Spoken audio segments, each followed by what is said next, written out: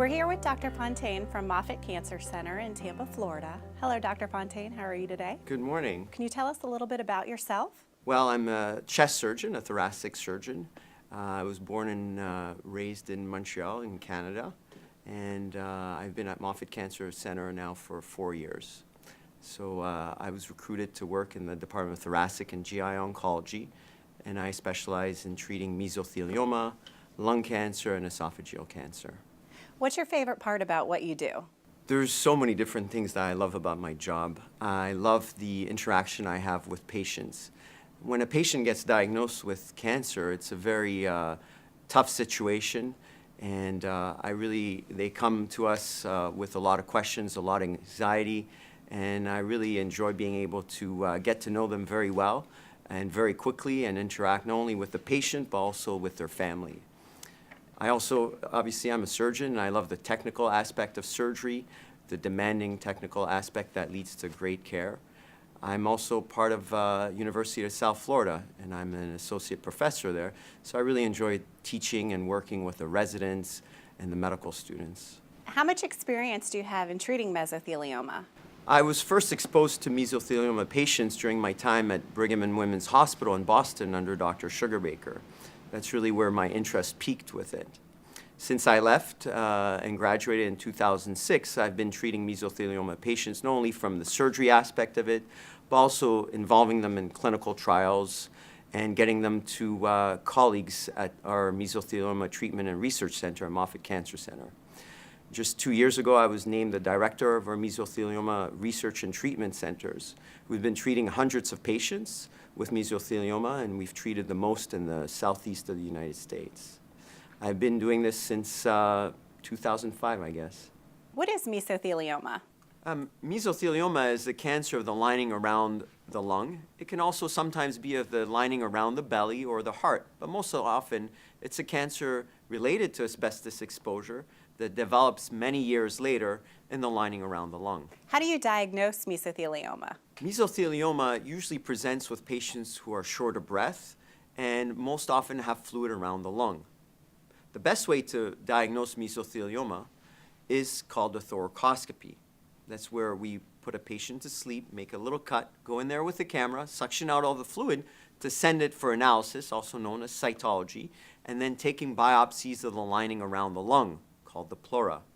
With these biopsies, specialized pathologists can take a look at them under a microscope and be able to make the proper diagnosis of mesothelioma. Why is mesothelioma so often misdiagnosed? The thing is, with mesothelioma, most patients present with shortness of breath and fluid around the lung. But there's many other medical conditions that lead to that. Infections, inflammations around the lung. Sometimes regular lung cancer presents like this. So in fact, the majority of patients who present with fluid around the lung do not have mesothelioma. So because the symptoms of mesothelioma are also symptoms that are common to other disease states, it is sometimes difficult to make the diagnosis. Why is choosing a mesothelioma specialist so important? Mesothelioma is a rare type of cancer, and there are very few doctors and medical teams in the country that have extensive experience with it. That's why it's so important for patients with mesothelioma to seek consultation from medical teams and centers who have a lot of experience with this rare disease. Doctors who have a lot of experience in treating this disease will be able to offer their patients the most innovative treatments and the best chance of long-term survival. What are the treatment options available to mesothelioma patients? There's a variety of treatments for mesothelioma patients. The treatments are looking at two things. One is about improving the quantity of life, and the other one is about the quality of life. And I think both are very important. And each treatment will serve one or the other of these goals. Most patients with mesothelioma would require usually a combination of three things: chemotherapy, radiation, and surgery. Sometimes, however, surgery is not the best option for certain patients, and therefore chemotherapy and certain types of chemotherapy, such as immune therapy or small molecule therapy, may be the best options for certain patients. How does the mesothelioma cell type affect a patient's treatment options? There are 3 different types of mesothelioma cell types: epithelial, sarcomatoid, and a mixture of both, which is called biphasic. Patients with epithelial or biphasic type of mesothelioma are best treated either with chemotherapy or a combination of chemotherapy, radiation, and surgery. Patients with sarcomatoid cell types, these are slightly more aggressive tumors, and surgery is not the best option for these types of tumors. The best option for these types of tumors is usually chemotherapy and sometimes radiation. How does the stage affect the treatment options? Well, the stage of mesothelioma is discovered by doing a few tests. We want to know, is the mesothelioma just in the lining around the lung? Could it have traveled to some of the lymph nodes being the filters of the bloodstream? Or could it have traveled outside the chest to other cavities or organs? The way we determine what stage the mesothelioma is usually with a CT scan as well as a PET scan. And sometimes we have to do slightly more invasive tests to look at lymph nodes as well. If the mesothelioma is only in the chest, only around the lung, and has not traveled to any of the lymph nodes, the best treatment is usually a combination of chemotherapy and surgery, and sometimes radiation as well. If the mesothelioma cancer cells have traveled to some of the lymph nodes or to other organs, then the best treatment would be chemotherapy in most cases. Are there treatments available that can help relieve a mesothelioma patient's pain? Absolutely. Because when we treat patients at Moffitt Cancer Center, we're looking not only about trying to offer them the best chance of survival, the best chance of a cure, but also about improving their quality of life. And I think that's very, very important. Patients with mesothelioma sometimes present with a lot of shortness of breath because the lung has collapsed due to the accumulation of fluid. One of the ways we can treat that is by doing a small surgery where we go in there with a camera, suction out all the fluid, and then place a chemical called talc, or powder, to make the lung stick to the chest wall. Sometimes we can leave little drains where the patient can go home and have the fluid drained at home by themselves or by a loved one. Sometimes patients with mesothelioma have a lot of pain issues, pains in the chest, pains in the belly. And the way we can treat that is with not only with medications, but also sometimes we can do injections. Or we can go in there, and we have a new trial at Moffitt Cancer Center, where we can go and inject chemotherapy directly in the arteries feeding only the vessel, and this has been proven to decrease the pain and the shortness of breath with some of our mesothelioma patients. So certainly, treating the symptoms of pain and shortness of breath and improving somebody's quality of life is one of utmost importance and one of our major goals when we treat patients at Moffitt Cancer Center. What treatments give the patients the best chance to live longer? Mesothelioma is an aggressive cancer, and the treatment for it can be tough. But some patients can live much longer with this treatment. The treatment combines chemotherapy, radiation, and surgery. The patients who derive a benefit from this type of tough treatment and who live longer are patients who have a cell type called epithelial type or biphasic type, patients where the staging showed that the cancer has not spread to the lymph nodes, has not spread outside the chest, and patients who have what we call a good performance status, meaning that they're doing well and were otherwise very active and healthy before they got this diagnosis of mesothelioma. So for those patients, an aggressive type of treatment is absolutely warranted because it can make them live longer lives with a good quality of life as well. You mentioned an aggressive treatment strategy. What is that exactly? It's called multimodality therapy, where the surgeon, the medical oncologist, and the radiation oncologist get together and come up with a treatment option for that patient. So we start off with surgery. We remove all the visible disease that can be seen to the naked eye. So we remove the lining around the lung, usually the lining around the heart and the diaphragm, as well as the lining on the chest wall. Sometimes we have to remove the whole lung as well. After the patient recuperates from this treatment, we usually give them chemotherapy for about 2 to 3 months. Once that's done, we give them another time to recuperate, and this is usually followed sometimes by radiation. This is a tough treatment that can take several months, but for the proper patient, that gives them the highest chance of long-term survival with a good quality of life. What are the surgery options available for pleural mesothelioma patients? There's 2 categories of surgery that we can offer patients with pleural mesothelioma. The first one is what we call surgery for palliation or to improve quality of life. And what those surgeries are is to go in with a camera and little cuts called VATS, or video-assisted thoracic surgery, also known as thoracoscopy. Go in there, suction out the fluid, place a powder called talc to make the lung stick to the chest wall, or place a small catheter to decrease the likelihood that the fluid comes back. That helps the patient's pain. It also helps them with the shortness of breath. So that's a type of surgery not only to help them with the quality of life, but also sometimes just to confirm the diagnosis of mesothelioma. Then there's a second category of surgery for mesothelioma, the type of surgery that we do to extend life, to give them the best chance of long-term survival. And in that type of category, there's 2 main types of surgery. They both aim to do the same thing. The goal of surgery, or curative surgery for mesothelioma, is to remove all the disease that can be seen to the naked eye. One is called an extrapleural pneumonectomy.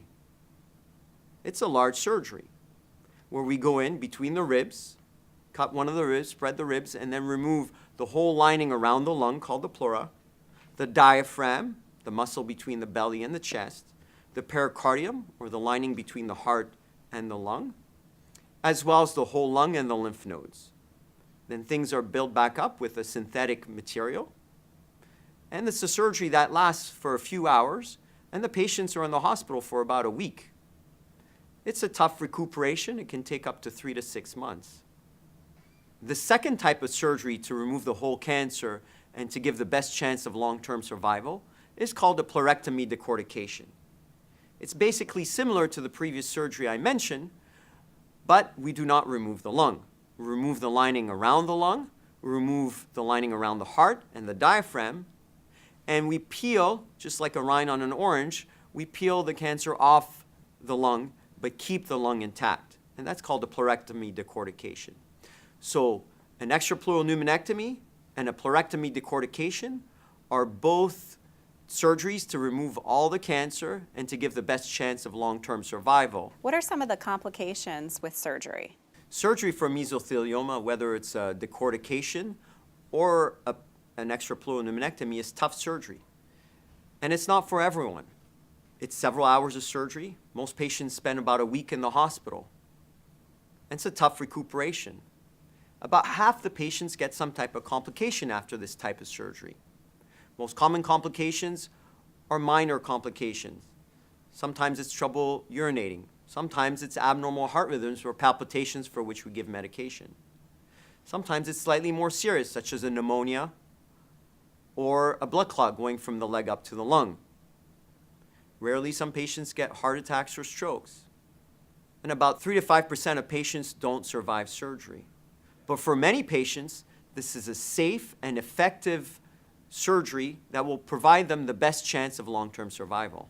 Dr. Fontaine, what are options for a patient whose initial treatment's not working? Patients with mesothelioma should seek a second opinion because the treatment for mesothelioma can sometimes be tricky. If the cancer treatments are not working, they should seek consultation with a doctor or a medical center that has a lot of experience because sometimes innovative treatments or clinical trials are available. At Moffitt Cancer Center, we offer 3 such trials presently. The first trial that we offer are patients who have never had chemotherapy in the past, and we can treat them with immunotherapy. And that is where we inject a very safe vaccine that boosts the patient's own immune system to fight the mesothelioma cancer cells. Another clinical trial or investigational or innovative treatment that we offer is the Veristem trial that you may have heard about. This is for patients who have already had chemotherapy and where the chemotherapy has been working, but they would like to have a different type of option. And this is also a type of medication that is given orally to help the immune system fight the cancer itself. And the third option that we have are for patients, again, as you mentioned, where the chemotherapy has not been working and the cancer has been progressing. In those types of patients, we have a very neat and innovative approach where one of our interventional radiologists is able to go in the artery that feeds precisely that system and administer chemotherapy directly to that artery.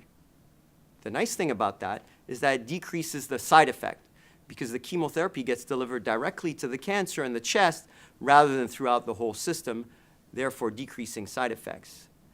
And our preliminary data from that trial shows that the patients have excellent pain control, decreased shortness of breath, and can live longer.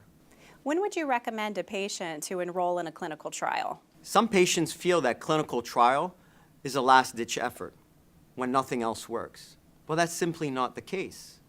Clinical trials are actually innovative treatments, novel treatments, or new ways of using previous treatments. So patients who've never been treated before, who just got their diagnosis with mesothelioma, may benefit from a clinical trial.